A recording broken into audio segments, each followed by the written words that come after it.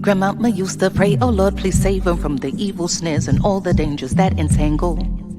Yea, though they walking through the valley of the shadows, just prepare and make them fit for every battle. Because I know they bound to come, and I know they bound to fall, but in your bounty, Lord, preserve their beautiful.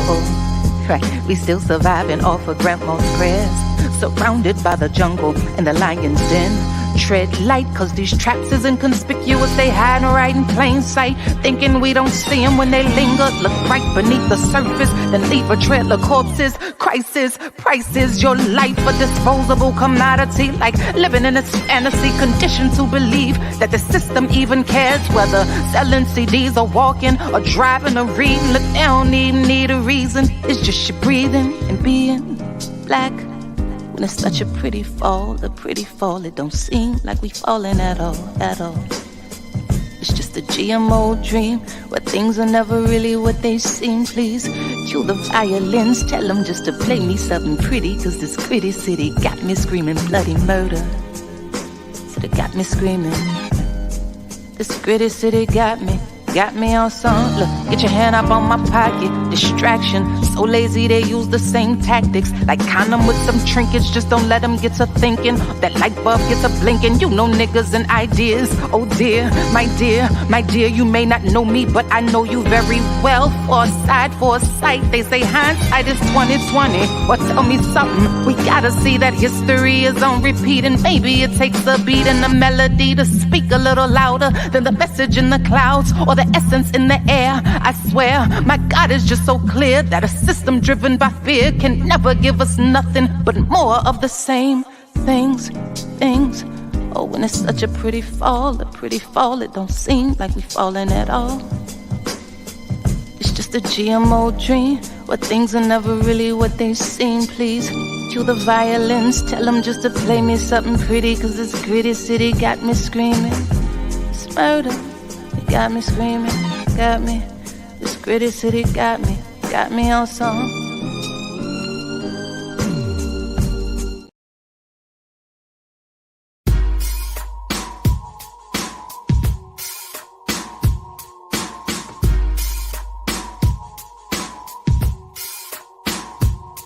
صباح الخير يا ولاد عمومنا، تفضلوا شرفونا. شو بتحب مضيفكم، دم عربي ولا دموع من عيوننا؟ بعتقد هيك تأملوا نستقبل، من هيك تعقدوا لما تدركموا على غلطة من هيك لبسنا الكوفي البيضة والسودا، صاروا كلاب الزمان يلبسوها كموضة. مهما تفننوا فيها، مهما غيروا بلونها، كوفية عربية بتضل عربية. حطتنا بدنا اياه، ثقافتنا بدنا اياه، كرامتنا بدنا اياه، كل شي إلنا بدنا اياه. ما رح نسكت لن نسمح لن ليه بقلن يسرقوا شغلة مش إلهن ما خصن فيه. قلدونا باللبس لبس هالأرض بكفيهن طمعانين عالقدس قدس، عرفوا كيف كونوا بشر. بتلبسوا كوفي، جينا نذكرن مين إحنا وغصب عن أبوهم هي حطتنا. من هيك لبسنا الكوفي لأننا وطنية. كوفي عربي، من هيك لبسنا الكوفي هويتنا الأساسية. كوفي عربي، يلا علي الكوفي، علولي هالكوفية. كوفي عربي، علوه هلا بلاد الشام. كوفية عربية بتضل عربية، ما في بعد مثل الشعب العربي. فرجوني أي أمي بالدنيا أكتر مؤثرة. الصورة واضحة، نحنا مهد الحضارة، تاريخنا وتراثنا الشاهد على وجودنا. من هيك لبست الثوب الفلسطيني، من حفا جنين جبل النار إلى رام الله. خليني نشوف الكوفية البيضة والحمرة، خلينا نعليها لفوق بالسما. أنا دية العرب الثاني بخص غزة الثاني، بهز كلماتي حرب. سجل أنا شادية منصور والحطة هويتي، من يوم ما خلقت سيدي والشعب مسؤوليتي. لك أنا تربيت بين الغرب وبين الشرق، بين لغتين، بين بخيل بين فقير. شفت الحياة من الشقتين، أنا مثل الكوفية، كيف ما لبستوني وين ما شلحتوني بضلني عاوصولي فلسطينية. من هيك لبسنا الكوفي لأننا وطنية. كوفي عربي، من هيك لبسنا الكوفي هويتنا الأساسية. كوفي عربي، يلا علي الكوفي، علولي هالكوفية. كوفي عربي، علوه هلا بلاد الشام. كوفية عربية بتضل عربية.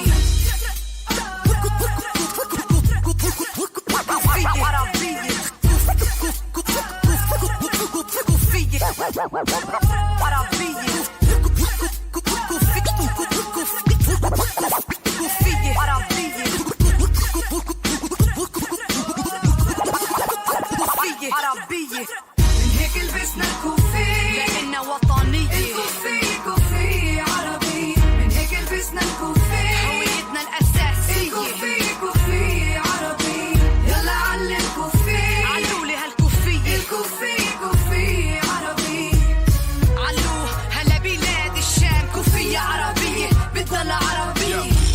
think it's a trend, a fashion statement. Disgustingly, I spit on the pavement. It's basic. Y'all know I bang for my flag. My bandana ain't no rag. The kafia ain't no scarf. It's a part of the movement.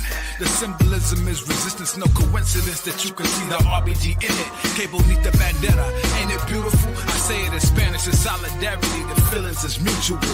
Meanwhile, high, that's M1 in Arabic. I'm pro-Falastini, does that make me a terrorist? You can catch me in Gaza, in Haifa or Ramallah, but I'm still just Mutulu Olubala. So when I rep the Shaja, we rhyme with our middle fingers up to the Zionists, cause we don't give a fuck, it's justice. So tie that thing around your head and ride, wave it in the air and let me know what side you on. Uhuru, yeah. The kufir is Arab.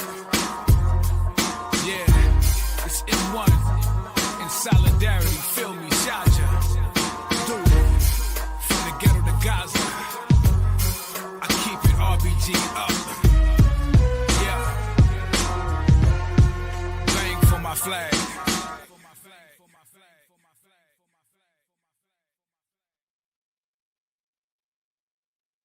What's happening, good people? This is RSTV back again for you.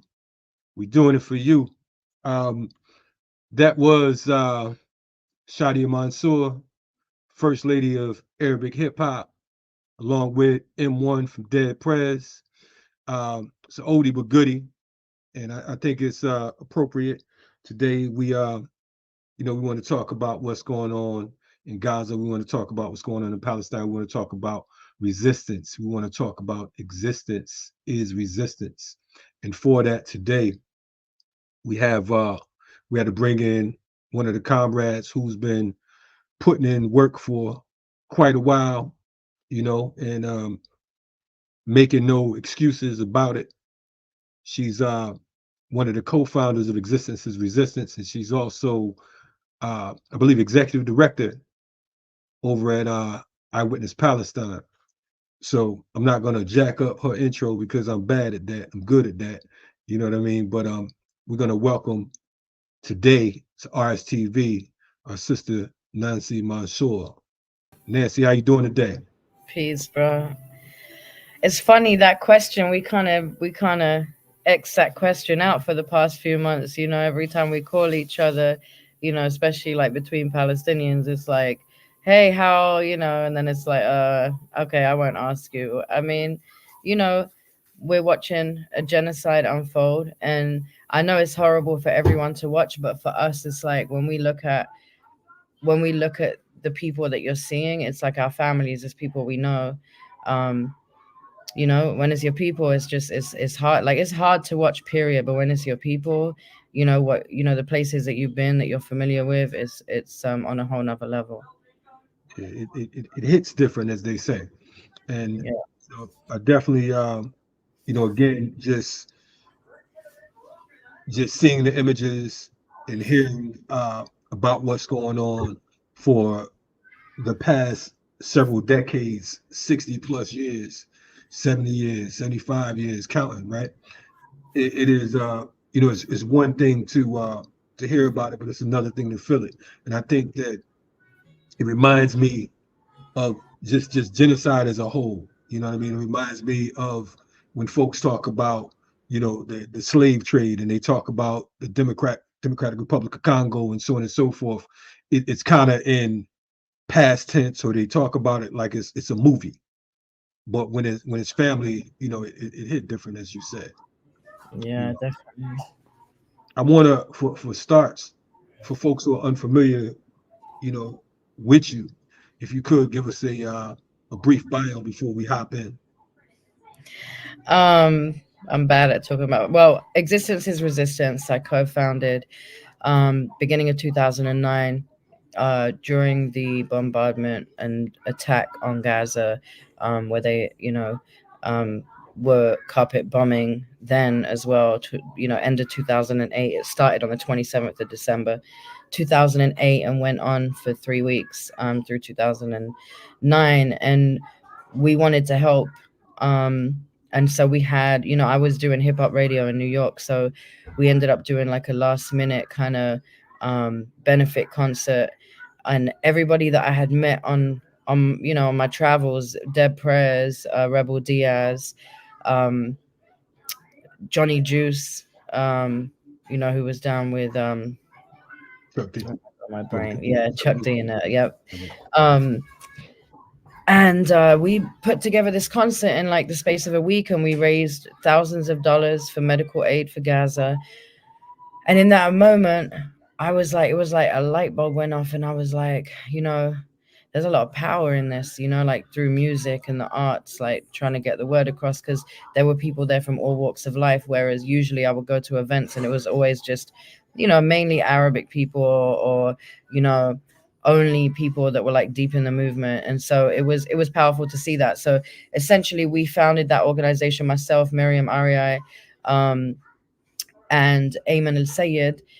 We founded it so that we could take folks to Palestine, and do things, bring attention kind of through the arts and being creative with it. And so we did that. We went to Gaza. M1 of Deb Prez actually came to Gaza on a small convoy we did within a larger convoy of 200 Americans in July of 2009. And so he witnessed the destruction firsthand. The bombing of schools, that's something Israel's been doing, claiming people are hiding there, when it's really Palestinians sheltering there, that have lost their homes because they bombed their homes too. And apparently people hide in there too, and the mosques and the factories and everything, the whole infrastructure, everyone's hiding everywhere apparently.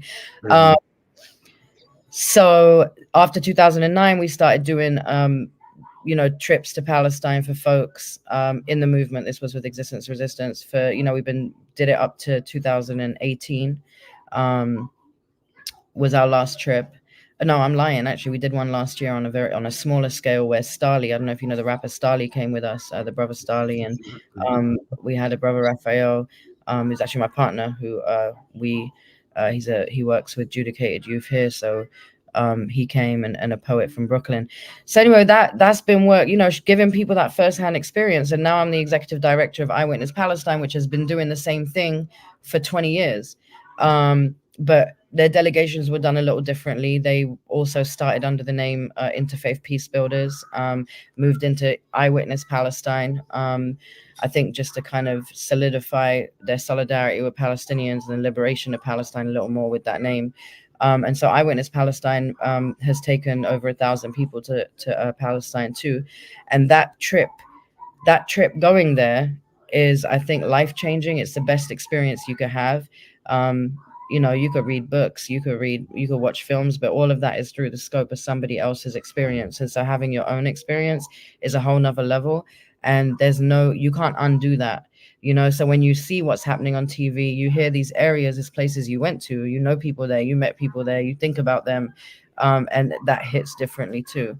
And I've seen that just with the folks that I've taken, just in the past couple months, just feeling like they're going crazy, like they're like, why can't the world see this? And I'm like, you see it from a different, because you was there, so it hits different.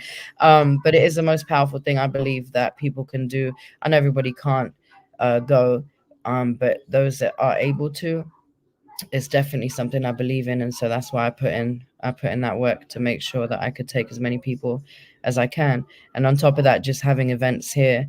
And also, sorry, I just want to add too, for me, one thing that's been super important from when we took M1, we're talking back 2009, 2010, we always did workshops teaching Palestinians too, who are like, they're in refugee camps, like they don't know what's happening, but what's around them, right? They're constantly being attacked. Like they're in survival mode 24/7.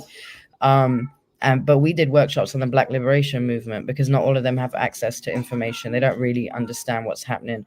And, I know there's always been this kind of talk in the background of like, there's, about racism.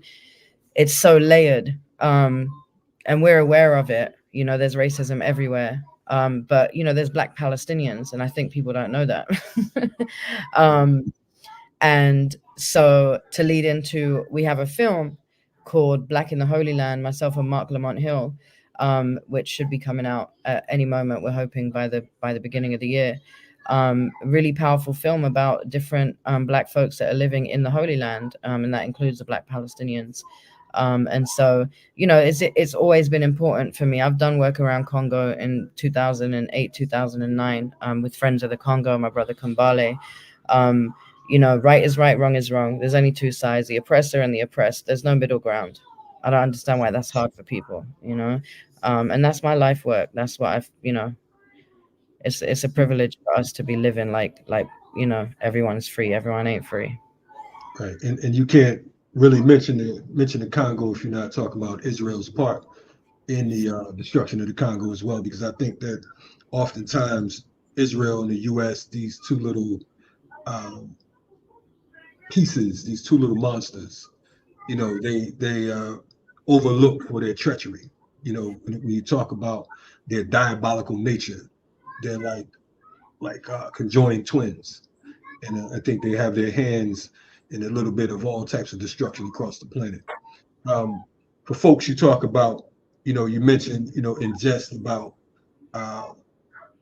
Israel talking about everybody's hiding, right?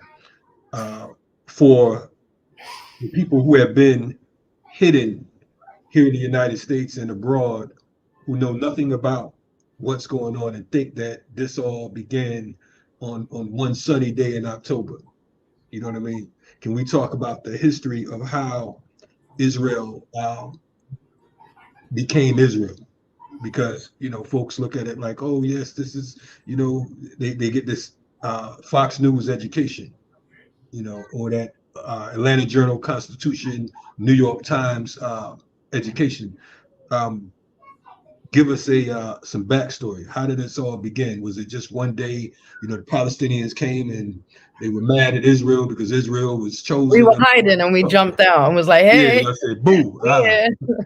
And, I'm gonna jump into that. I just want to really quickly just mention a name that people should look up because it is important to his role in looting the Congo for billions of dollars. His name is Dan Gertler.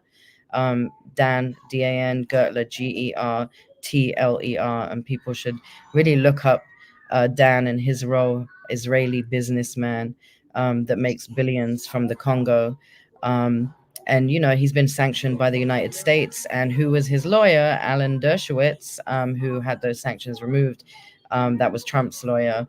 And also a good friend of Epstein's, and a big supporter of Israel. So connection, huh? Side note, right? Huh? Yeah. Oh yeah, they're all connected. I mean, there's no way that they're not, So how was Israel created? You're watching it. When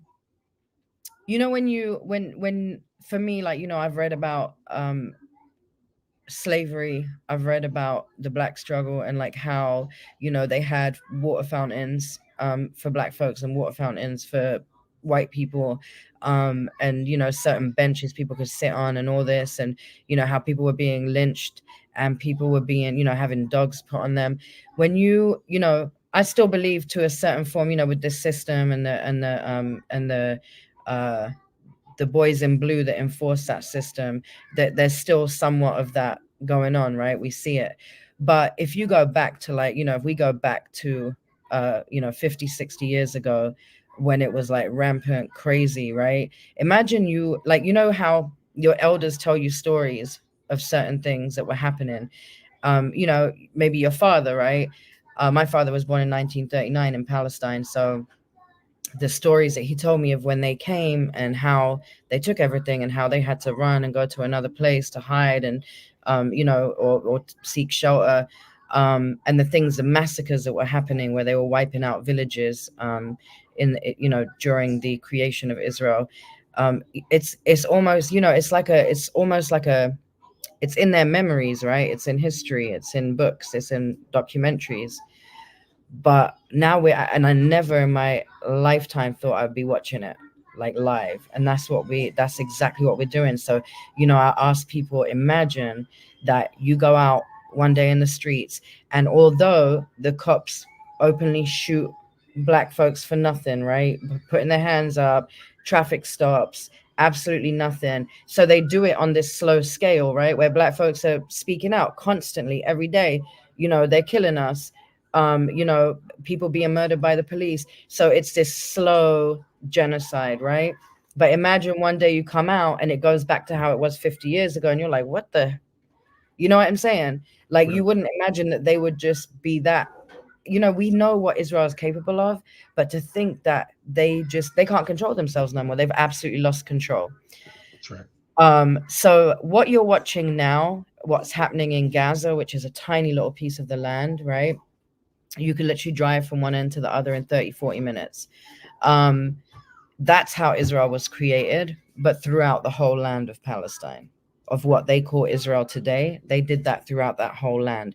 So where you're watching these cities like Gaza City completely be obliterated, Bet Hanun, like when you see these areas being completely bombed out, Israel did that to over 500 villages when they created their terror state on top of our people.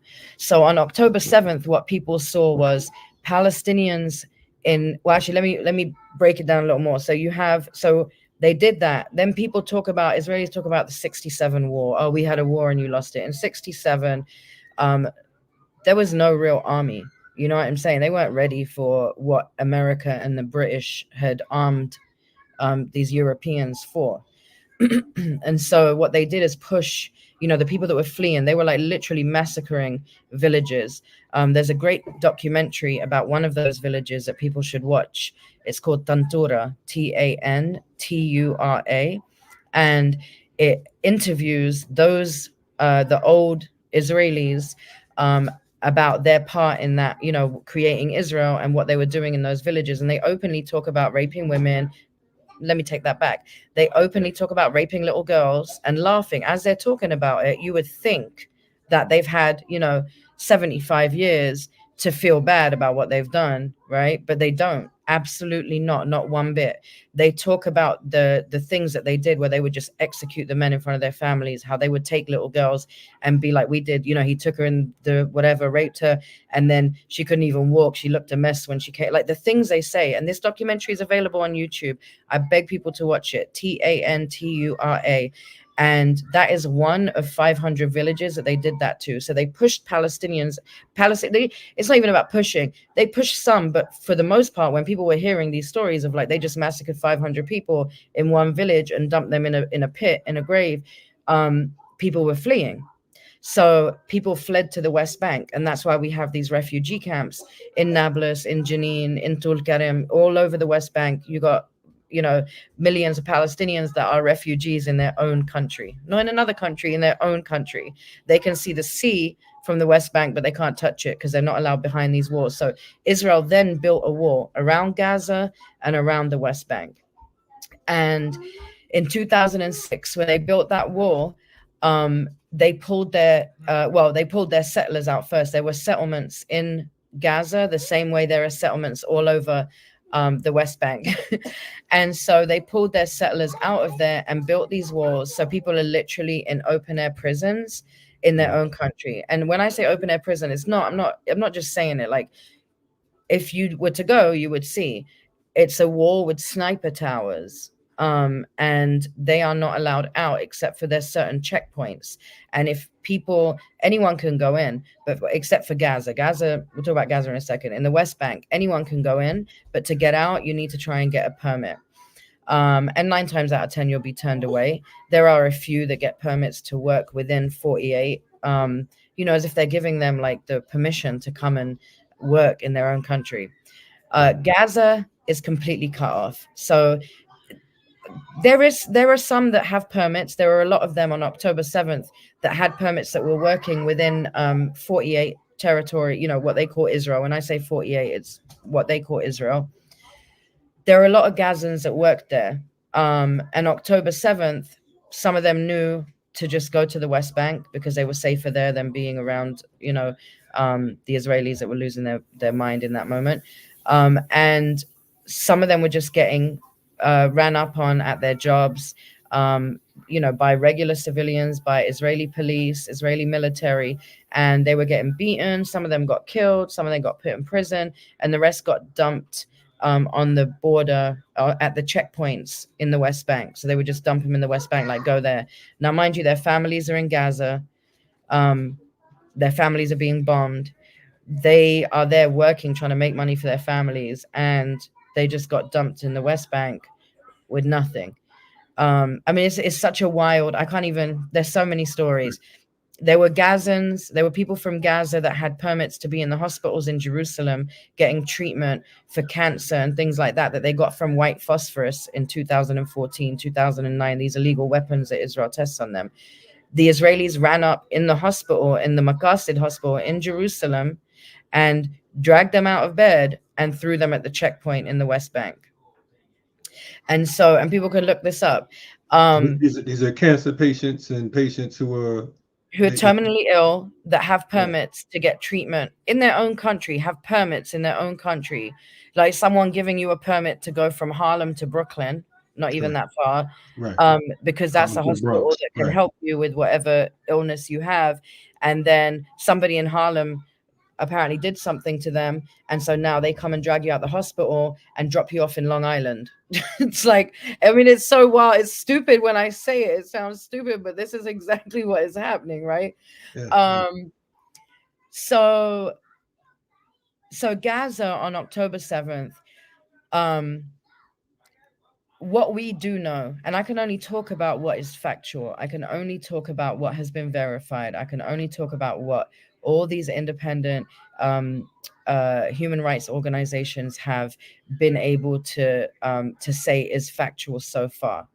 What we do know is that thousands of Gazans broke out of the prison that they have been in, right? Being bombed in continuously for since 2006 has been the siege on them, where they've been completely shut off from the world. Now, there are settlements very close to Gaza. There are reports that civilians died.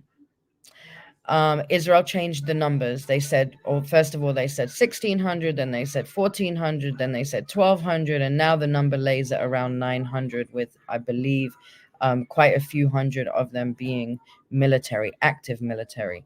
However, when they say civilians, you also have to remember that everybody there is armed, especially Israelis that live in settlements that are settlers. They are paid to live in those settlements, and they are given weapons the same way that people saw the videos of Ben Gvir, the racist fascist that's the head of national security. When I think about him, he was giving out weapons recently that America had shipped to them. You know, they had like, you know, they were having like ceremonies just handing out M16s and whatever else, AR-15s and whatever they use. And so you have to remember that everybody is armed, and Israel has been controlling the media to the point where if you repost a video, if the geolocation hasn't been changed, it's literally within a millisecond, it gets removed and says, you know, it's connected to a terrorist organization. And it's like, what? This is a video that was released from, you know, so all the videos of the hostages that have been released, or people that have spoken that were there that day, are videos of them talking about Israel shelling. So when the Israeli military came to help the people in the settlements, they were shelling homes. Israel has a directive called the Hannibal Directive. Have you heard about this? No, I'm not familiar at all. So people could look this up too. So the Hannibal Directive, and there was an interview with a military personnel that was asked clearly, did the Hannibal Directive go into play on October 7th? And he just danced around the question, which basically meant yes from the way he was answering. So he tried to say for like certain situations, but not the whole thing. That's not true. And what that means is Israel has a law that instead of you as an Israeli citizen being taken hostage, or Israeli anything being taken hostage, they will kill everybody in the vicinity. And so when they didn't know, when they realized that there was thousands of Hamas or Palestinians from Gaza resistance fighters, and it wasn't just Hamas. I mean, there was other factions of different resistance groups. People talk like Hamas is a be-all and end-all of Palestinian resistance. We have hundreds of Palestinian resistance groups. Every single refugee camp you go into has a few parties that are, you know, all resisting occupation. And so Was it called the Hannibal Protocol back in the day? The Hannibal Directive. Okay. It sounds familiar, but I'm just not. Okay, go ahead. I'm So sorry. basically, yeah. So it's about it's named after a guy, Hannibal. So I don't know his name. I can't remember his name off the top right now. But he basically killed himself rather than being taken hostage in some war he was in, and I think it's a French dude or something. I can't remember. But they took it from that, and they made the Hannibal Directive, and they've lived by it before. So what they do is people were literally saying, as you know, this rave that was happening because Gaza is so scary, right? With all these terrorists, that they would have a rave right next to it. Um, I mean, it almost sounds like a movie. Like paragliders just came down, nobody noticed. All the security that Israel has. Like if people fart in Gaza, Israel can detect it. You know what I'm saying? And fire a bullet that way. Like there's so many questions around that day.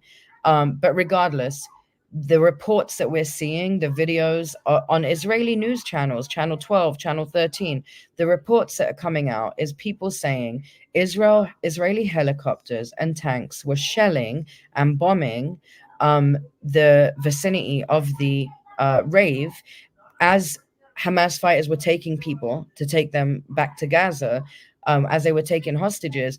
They were just bombing everything. And they did that to people's homes too. Israel also told that British, I don't know if he's British or Australian settler, that was crying on TV saying that he was glad his daughter died. They told him his daughter's body had been found burned, and that Hamas had killed her. I think she's 8 years old. And he was crying, saying, I'm so glad because look at Gaza. There's no food there. There's no nothing that, God knows what they would have done to her in Gaza. But apparently she was safe in Gaza because they released her last week. So you see, like there's like layers of, even Biden said he saw beheaded babies. Right. It was like, what? And then he retracted, and they were like, well, he didn't actually see, but that's where this is how it's been for Palestine for 75 years. Israel can say whatever and people run with it. Israel can say whatever they want and people just run with it until they're exposed. Israel has literally shot little kids in the head, little Palestinian boys in the head, posted about it on their Twitter, and then taken it down real quick. But people are so used to them.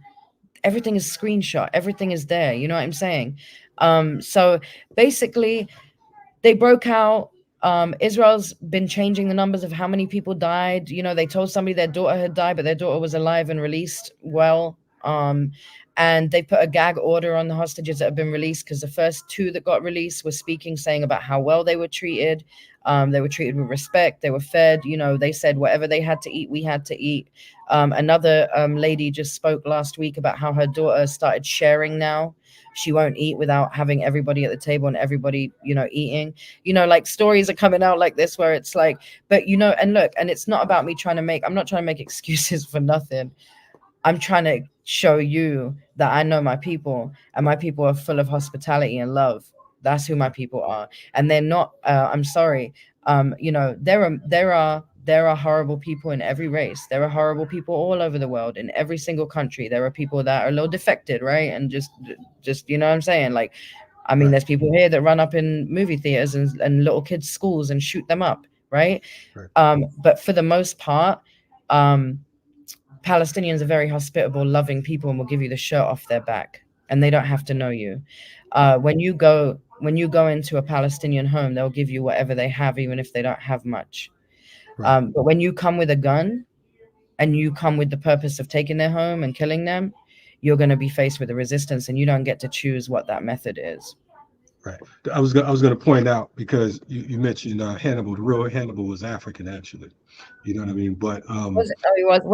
Where was it again? Because I can't remember. Tunisia. Hannibal of Carthage, up near the Tunisia. Yeah.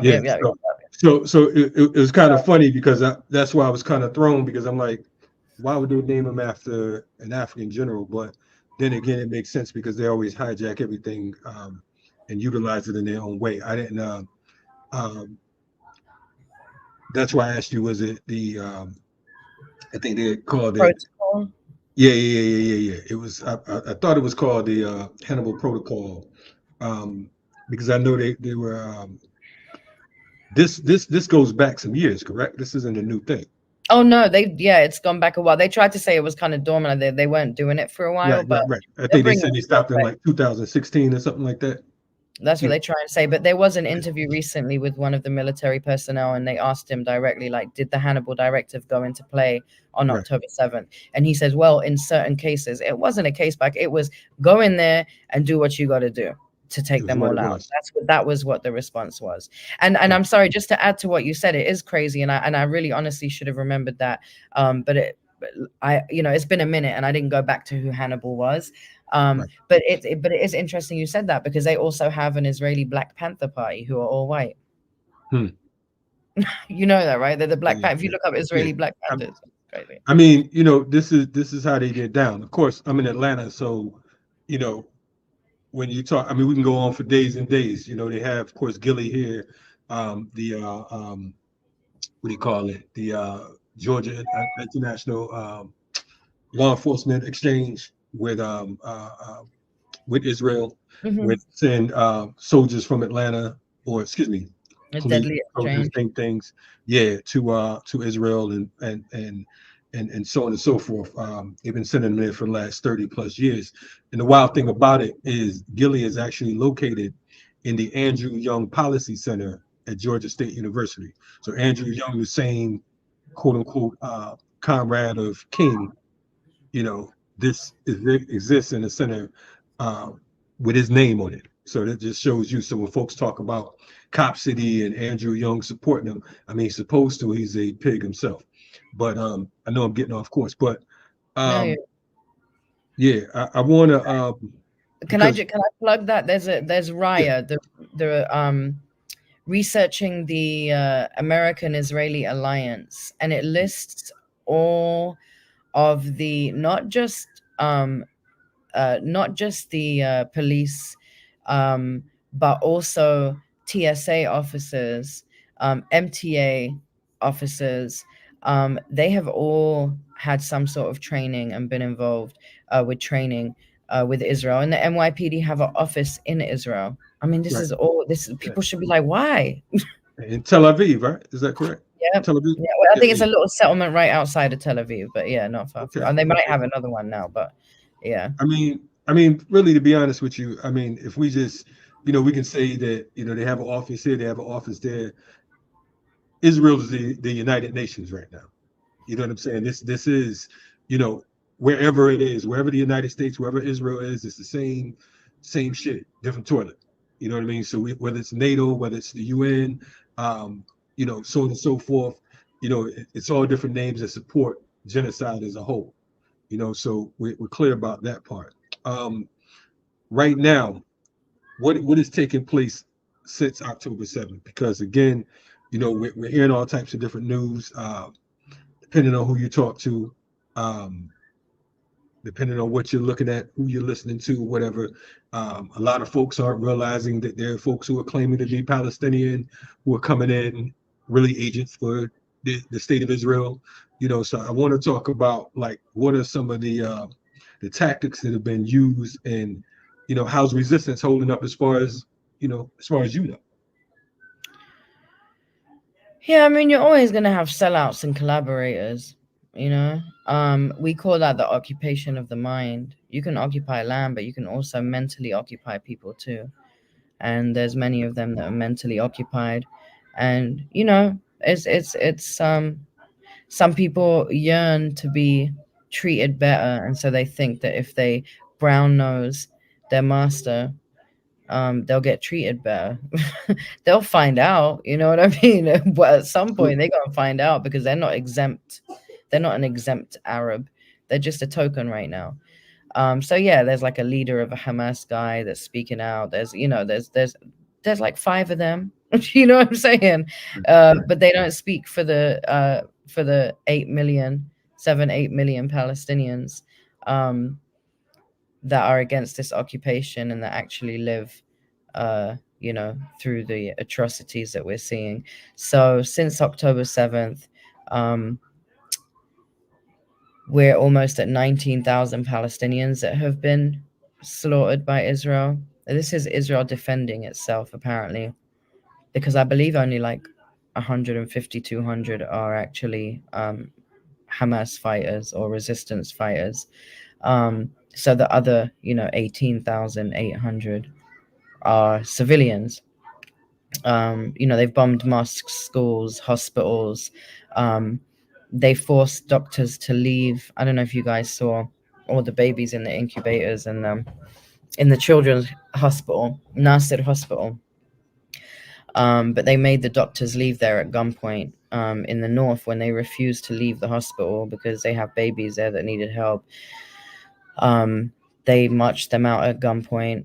And then, I think a few days later when the journalists were able to get back in, they went in and there's a video of just all these dead babies that were just left there.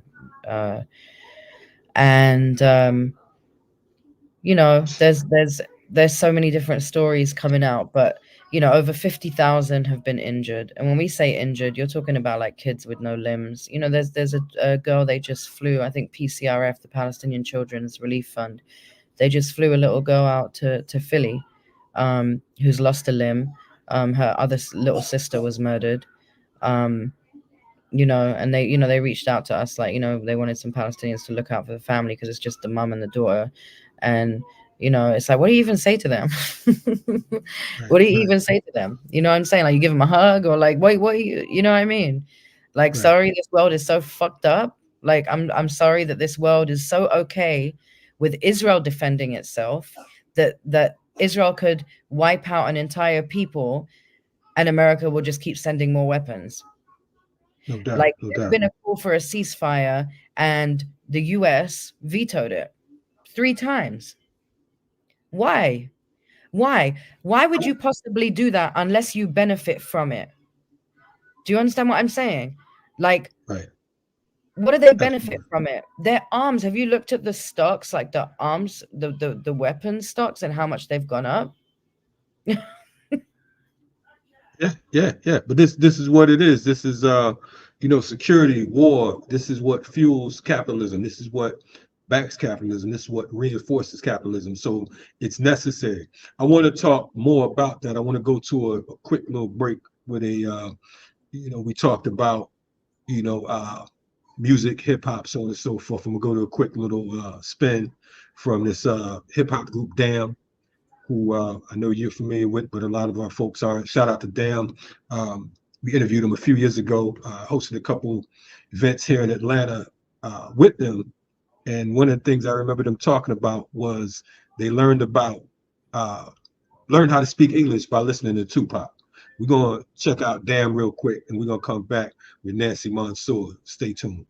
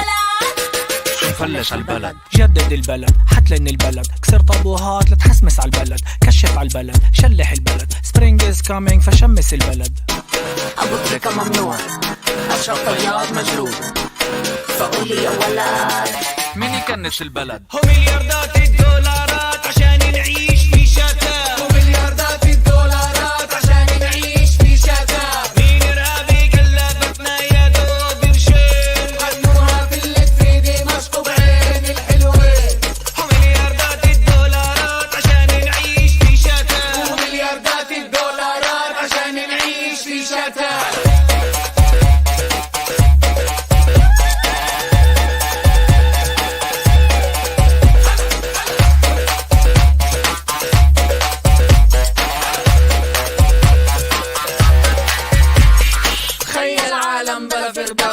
دول بلا بلا بلا بلا ممتلكات بلا بلا بلا بلا بلا بلا بلا بلا بلا. مسالم مثل الصوفي والبوذي، لا تواخذون انا مش مزوخي، قصفوا 100 بظرف شهر، فك يوغا ما عاد يكفيني صمودي. تخيل الي جيوشي نفودي، تخيل صورتي على نقودي، عباية كلها خيوطي مش عباية كوتشي كوتشي.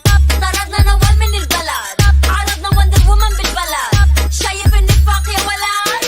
شو مفلس هالبلد؟ لا تقدس هالبلد، عزر البلد، افتح شبابيك وعزل البلد، نظف البلد، زين البلد، spring is coming فميل عالبلد. بكرتون راح والعقول تحت، فقول لي يا ولد مين يكنش البلد؟ وملياردات الدولارات عشان نعيش في شتات، وملياردات الدولارات عشان نعيش في شتات. مين إرهابي قلبتنا يا دوب مشين، خدوها كلك بيدي مسكوا بعين الحلوين. ملياردات الدولارات عشان نعيش في شتات، وملياردات الدولارات عشان نعيش في شتات.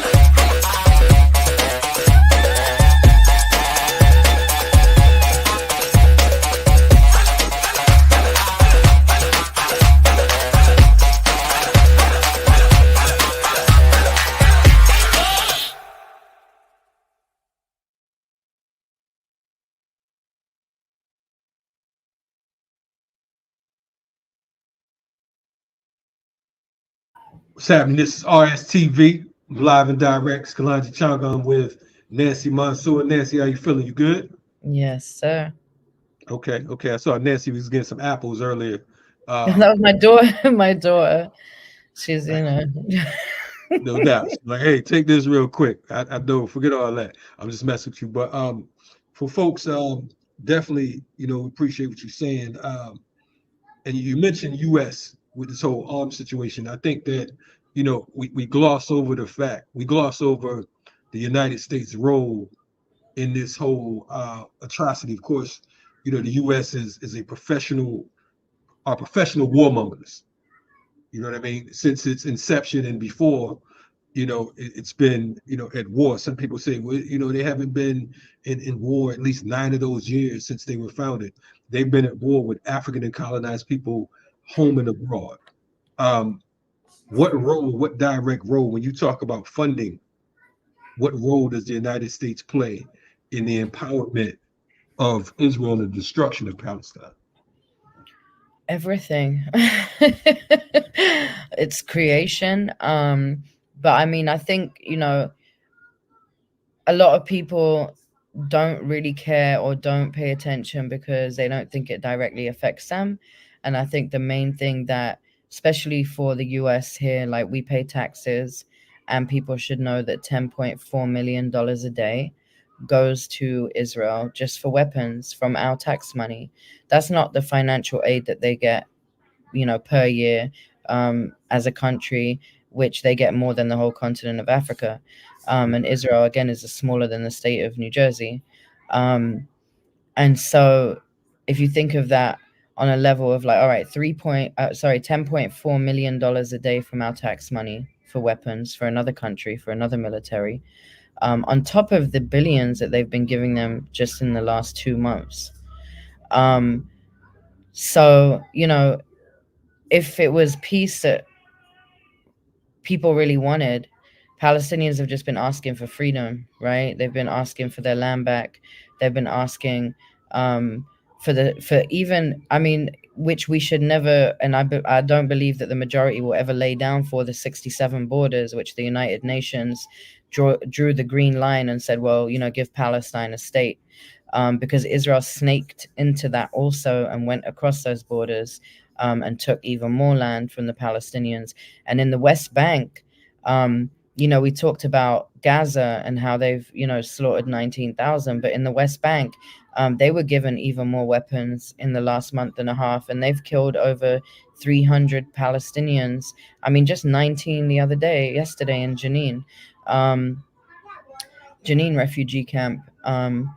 They've been murdering Palestinians on a daily. Like, this isn't, we talk about October 7th and like the last 2 months, but Israel bombed Gaza in January, like January 13th, January 15th, January 21st, January 25th.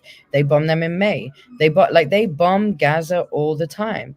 And the reason I know that things are changing is I lived in Harlem for a long time, and there I have friends, from the block that never left the block, that I drilled their head about Palestine. I'd come out and like be in a state and be like, they're bombing Gaza, and they're like, all right, like that's over there. Like, you know what I mean? Like, Right. and literally in the last couple of months, so many people have hit me up and been like, I can't believe this is happening. This is crazy. And they're like, now it makes sense. Like, I'm like, they're like, you've been talking about this for like 18 years. I'm like, yeah, like I've been telling you this is what they're doing. Like, Right. so we literally, every bullet that you see, every child that you see, whether you see them in pieces, their little 6-year-old brother picking up, his brother's body pieces, or like, or you're seeing like kids' arms blown off. We're paying for all of that.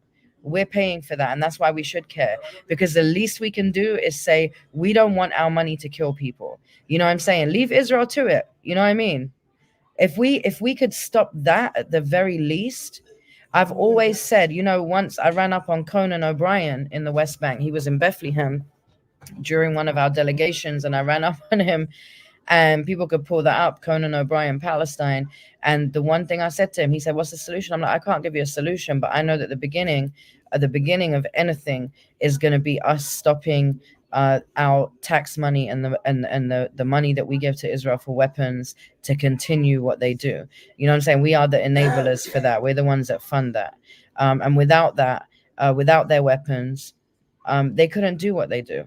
You know what I'm saying? Like when they talk about they're fighting a war, I really hate the language of a war. It's not a war. Like, I don't know if people know what a war is. There's usually two armies. So when you think about Israel with their reservists, there are about 800,000 soldiers, right? But essentially, there are a few million in that country, and they all have to go to the military, except for the super religious Orthodox Jews, that the settlers in the West Bank, where they say that their book is higher than the state, the state's law. So they don't go to the army, but it's mandatory for every Jew to go into the army in Israel at the age of 18. And that's why I was saying it's very important about who is a civilian. If they all enter the military, then who is a civilian in that country? And so it's important to know that the maximum number that they put on how many resistance fighters there are is 40,000. It's between 30 to 40,000. So you have 2.4 million people that in that tiny piece of the Gaza Strip, that tiny piece of land in Palestine that they have them like locked into, right? You got 30 to 40,000 that are active resistance fighters. Okay. They're carpet bombing everywhere. Not to mention that these fighters don't have one vehicle, not one military vehicle, not a tank, not a jeep, not nothing. They're on foot in sandals. They're on foot in sandals fighting the world's fourth most strongest military. It's like, where's the war at? Like, what part of that is a war? And then we didn't come to them. They came on boats to us with weapons. That's right. You know what I'm saying? Like, they act like we just showed up and was like, hey, like, we were there. You know what I'm saying? Like, we were there, our homes were there, and they came to us. So no one's infiltrating them. When they talk about, oh, they infiltrated into Israel, that's their land, bro. Like, you know what I mean? It's wild to me that people don't understand that. Like, That language that they use, right? I mean, language the is really languages. important. It's really important. They refuse to call, like us that were, within what they call Israel in 48 that didn't leave. They refuse to call us Palestinians. We'll say we're Palestinians under occupation in the 48, or we'll call ourselves 48ers because we're still on 48 land. Right. But they refuse. They will call us Arabs. They'll say there are Arabs in Israel. We have Arabs. We give Arabs their rights in Israel. You know what I'm saying? And so language is everything. It's definitely not a war. They're trying to make out like Palestinians are, they have this whole movement like Hamas is ISIS. That disgusts me, to be honest. It really disgusts me. Now, look, I don't like violence at all. You know what I'm saying? And I feel bad for kids that are like mixed up in this crap. But I also know my people, and I know that they're fighting for something righteous. You know what I'm saying? Like, they're not just, this isn't a game. This is really freedom or death. That is what Palestinians are like showing us. This is what it is. It's freedom or death. And you know, I urge the world to really like. There's a couple really strong documentaries. Occupation of the American Mind. People should watch that. It's free on YouTube too. Occupation of the American Mind. It will make so much sense to people. They'll feel like an idiot and maybe slap themselves after they watch it. You know what I mean? So you know, that's that. But essentially, people should understand that we're struggling here to pay for healthcare. We're struggling here to make sure our kids get a good education, while we have billions of dollars to give a foreign military, a little military spy base in the Middle East, and pay their way and make sure they're comfortable, you know, and nothing about what they're doing. I mean, if somebody could tell me what part of murdering, slaughtering 19,000 people, right, telling them to go south, then bombing the south, telling them to go south and giving them a safe path, and then bombing the cars that had civilians and kids, like flatbed trucks where they could clearly see who's sitting on it, and bomb them on their way to go south. You know, people taking shelters in United Nations schools and then bombing schools. Which part of that is self-defense? I would love to know. You know, I want to ask you, and I know you got to go, but you know, this one question, because I keep seeing folks calling for a ceasefire, and I go back to what you say in regards to the whole war and the verbiage itself. When we talk about words matter. I'm confused, and help me out here. What would a ceasefire be if it's Israelis who are actually, you know, murdering and slaughtering? So, you know, it's to me, it's almost like saying, okay, you are attacking me, and because I defend myself, the least we can do is a ceasefire. Help me with that thing. Yeah, it's a hard one. I mean, it's been, you know, it's been back and forth. A ceasefire is because it's ongoing. Israel's never stopped bombing Gaza. Israel has never stopped slaughtering Palestinians. So when they say ceasefire, it's just to stop bombing. You know, there's no water, there's no clean water. There's, you know, there was, I think yesterday there was a Gazan reporter, Muhammad Gandil, who reported that the first little girl died of starvation in Gaza. You know, a ceasefire, it's the argument within ourselves as a, you know, as a people has been, do we want a ceasefire? I don't think we really get to choose that, because we're not living under those conditions of what's happening. The people there want a ceasefire because they need to wash, they need to drink water, they need, you know, they need to be able to pull the, you know, 8,000 bodies plus that are under the rubble still, that the animals are eating. They need to get aid in, you know, the hospitals are running out of supplies, or they've been run out of supplies. I don't know if anybody understand. I know that women understand what a C-section is, a cesarean. Women are having that with no anesthetic. People are having surgeries with no anesthetic.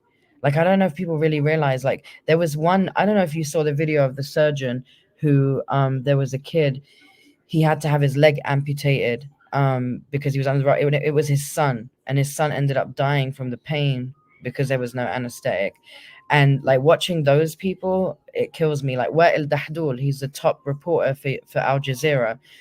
They bombed his family. They murdered his little girl, his little boy, and his wife, and his grandchild. You know, that hurts because not tears are like you know what I'm saying, like these aren't like weakness, this is like the, you know, like because I love my people, you know, and the strength that they have. Like I watched humanity as a whole, right? Yeah, I watched him speaking today, and they said to him, what's the most painful moment for you during, you know, what's been happening? And he looked at the camera, and I thought he was gonna say him losing his kids, and he didn't. He talked about the people as a whole, like the reporting, you know, that he said the most painful thing about all of this is that we literally are the news. Like we are literally reporting our own deaths. Like we are like, you know what I'm saying? Like there's no real news here, like actually doing their fucking job. And that was what he said. And I was looking at him, and I'm just like, the strength that my brothers show, yeah, I love them for it, bro. Like I love it because they, you know, they remind me of like what a privilege it is. Like even right now for me to get emotional, like what a privilege it is. You know what I'm saying? I don't know how they hold themselves, but they do, because their belief is strong, their faith is strong, and they know what they're doing is for a righteous cause. You know what I'm saying? You will only ever have that faith and that strength inside of you when you know what you're doing is right. You know what I'm saying? There's no like giving in, there's none of that, because you know what you're doing is right. And what Palestinians are doing, fighting for their freedom and resisting this terrorist of a state called Israel, is right. No question, no question. Yo, Nancy, I appreciate you coming on. Question, what would you say to people you talk about, African and other colonized people around the globe? If you had your way, what would you call for? What kind of assistance, what kind of aid, what should we be doing? Just coming from, I know your parents were born there, right? And you've been fighting, for your life, literally. What would you have the people do? What would you suggest that, from an outsider's perspective, what can be done?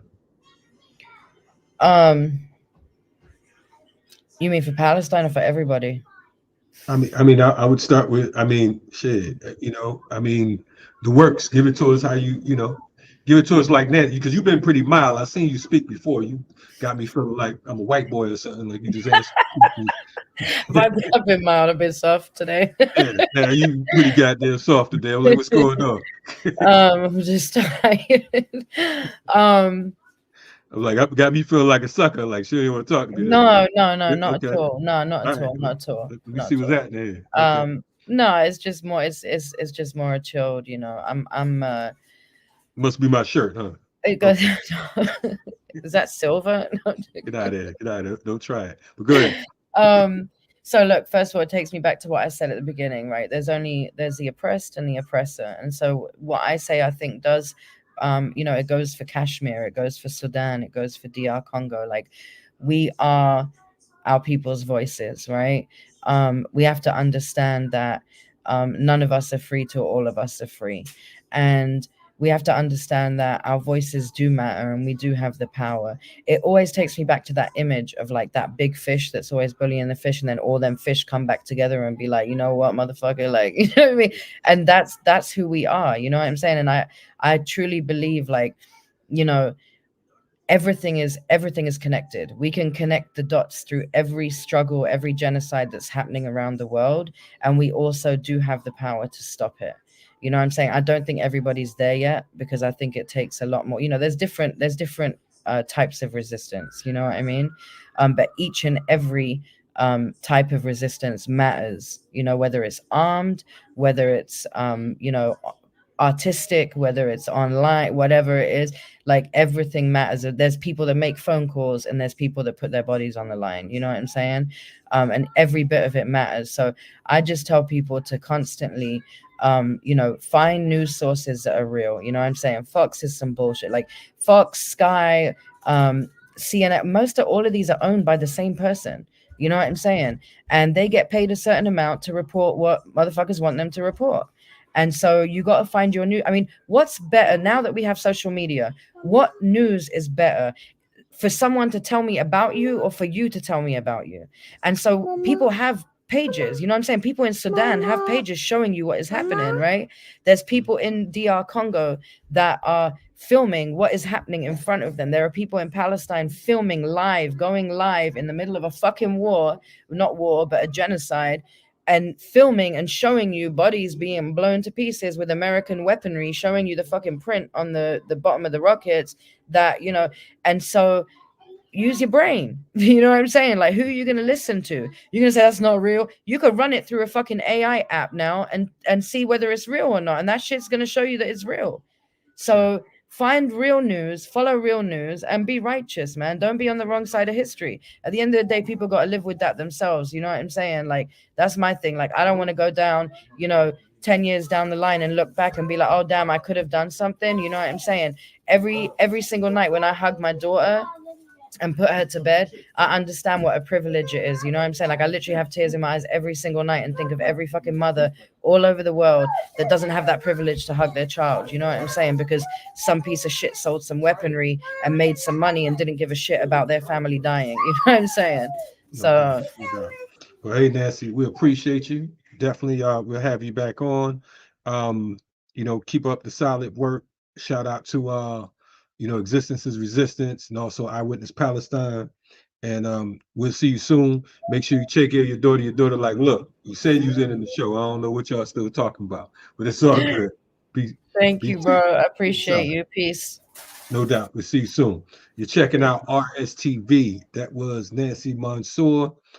This is your man Kalonji Changa. I'm gonna close out with a brand new joint from my people's Rebel Diaz. We're talking about genocide, so I'm gonna hit you with this 1-800-GENOCIDE. Stay tuned, RSTV. Make sure you subscribe to Black Power Media. Subscribe to Black Power Media. And if you haven't subscribed to Black Power Media, make sure you do that. And also subscribe to Riot Starter TV on YouTube. Riot Starter TV on YouTube. Anyway, 1-800-GENOCIDE, Rebel Diaz. We out.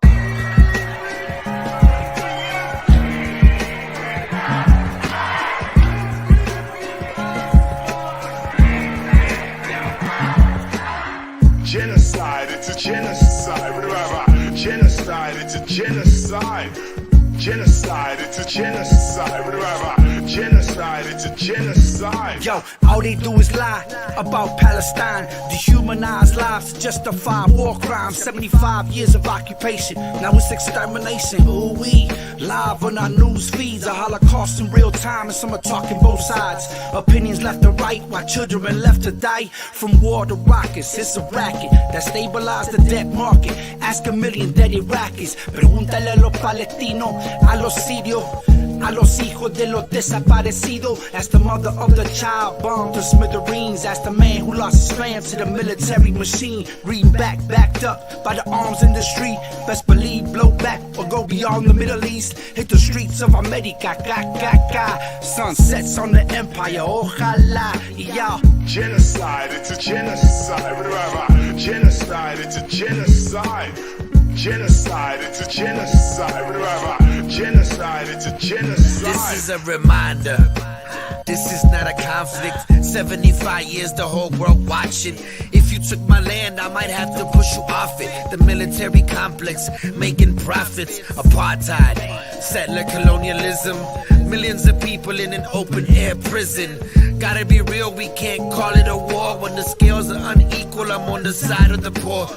Who got no water, no medical supplies, no electricity? I'm getting sick of all the lies. Corporate media, Western propaganda. In Ferguson, I learned to organize con la ganga. Rest in power to the comrade Bassem. Palestinians gave us glasses to deal with tear gases.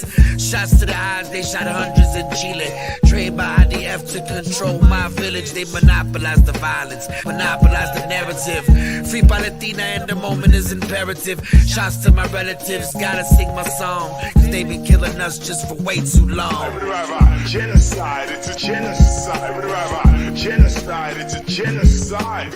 Genocide, it's a genocide. Genocide, it's a genocide. Palestina libre. Viva, viva Palestina. Yo, Gaza resiste, no hay paz sin justicia. Si el pan no nos rinde a luchar con el rifle. This is coming your way. Blackouts every day, food rations, kids going hungry. Not a doomsday professor, but if we know the settlers, they won't let up till we all in the ghettos. Gaza tight prisons for all in opposition. Stand up now, homie, this just the beginning. Crisis in the dollar, realign the world powers. War, the only way they resolve their problems. Call us animals, call us savage, grant safe passage, then bomb those processions. Shady villains, they not capable of agreements. No negotiations, por eso Gaza resiste. If your existence is resistance, it's a fight for your life. Time we all get the message and unite. Stop this. Genocide, it's a genocide. Genocide, it's a genocide. Genocide, it's a genocide. Genocide, it's a genocide. Genocide, it's a genocide. Genocide, it's a genocide. Genocide, it's a genocide. Genocide, it's a genocide.